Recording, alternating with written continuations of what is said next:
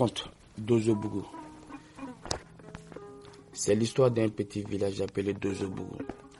Il était constitué de nombreux chasseurs qui assuraient sa protection et rapportaient du gibier. Ainsi, tous les habitants se donnaient à cœur joie à la fête.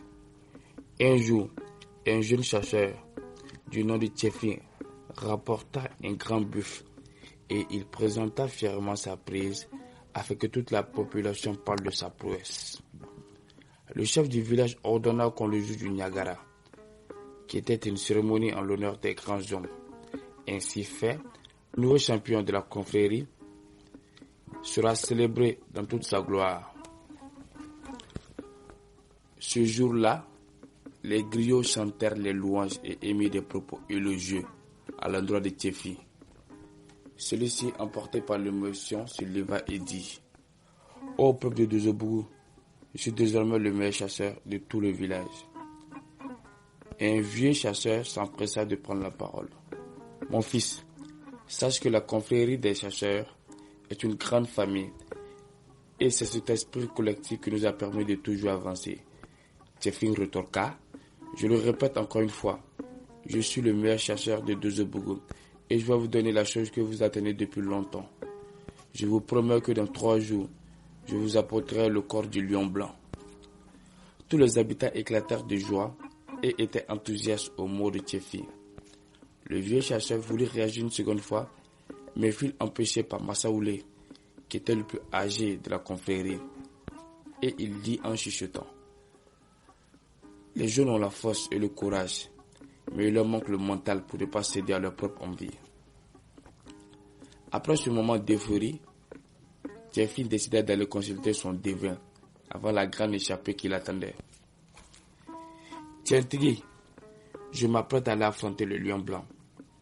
Et il faut coûte que je revienne avec son corps pour prouver à tous que je suis le meilleur chasseur de Dozobougou. » Tientigui ne dit rien, il commença par lancer ses courriers et hocha souvent de la tête. Soudain, il se mit à sursauter, ce qui fit reculer Tchefi. « Que se passe-t-il » demanda Tchefi. Le devin d'une voix calme et douce répondit : « Les signes sont hésitants. Il existe un grand danger dans ta conquête que je n'arrive pas à percer. À ta place, je renoncerai à affronter le lion blanc.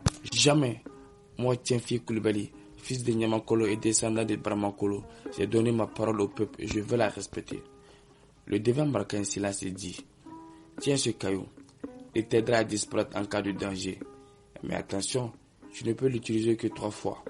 Excéder ce nombre, il ne sera plus efficace. » Tchefi se mit en route pour aller à la rencontre du lion blanc. Au fur et à mesure qu'il se rapprochait de la grotte où vivait le félin, le silence se faisait de plus en plus présent. Un coup, il attendit les bruits de pas. Aussitôt, il sentit l'adrénaline monter dans son corps. Il chargea son fusil et lorsque le lion fut dans son champ de vision, instinctivement, il appuya sur la gâchette. Comme par magie, le fusil s'enraya et aucun tir ne put se produire. L'animal quant à lui courut de toutes ses fesses en sa direction. Et Tchefi rapidement tapa sur le caillou donné par le devin et il disparut. Tchefi se retrouva dans la forêt. Il se demanda pourquoi son âme n'avait pas pu tirer. En fin de compte, il attribua son premier échec à un faux départ et reprit son chemin à la conquête du lion blanc. À sa deuxième tentative, il dirigea son fusil qui était cette fois-ci bien chargé. Lorsque le lion blanc sortit sa tête, Tchefi tira plusieurs fois. À sa grande surprise, le lion blanc continua à avancer dans sa direction. Pour la deuxième fois, il tapa sur le caillou et il disparut. Le jeune chasseur commençait à se poser des questions sur le lion blanc. A-t-il des pouvoirs mystiques ? Se demanda Tchefi. Malgré tout, il continua à poursuivre son objectif. En cours de route, Tchefi entreprit de creuser un grand trou et de le recouvrir avec la paille. Ainsi fait, il allait attirer le lion blanc qui tombera dans le piège.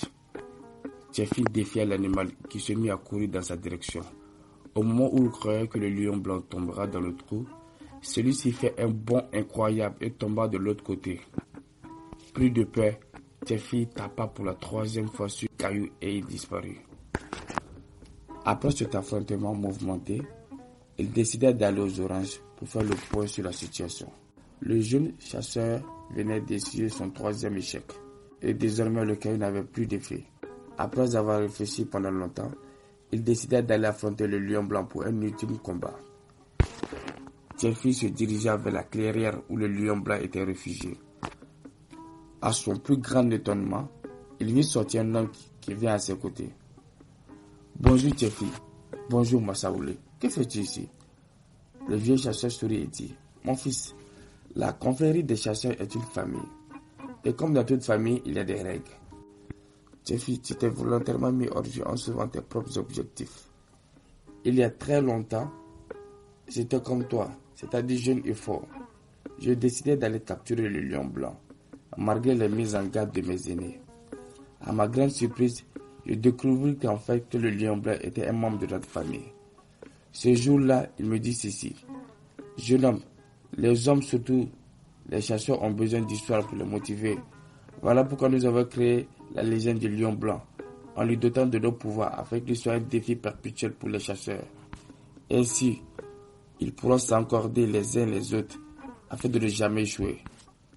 Jeffrey ne croyait pas ce qu'il entendait. Le vieux homme poursuivit. Je me fais vieux maintenant, et je tiens à te confier le secret du lion blanc. Tu le protégeras jusqu'à ce que tu le transmettes à ton tour. Massaoulé lui donna les pouvoirs du lion blanc et lui dit, va annoncer au peuple de Dozobougou que tu n'as pas pu vaincre le lion blanc. Mais si je fais ça, plus personne ne me respectera, dit Jeffrey.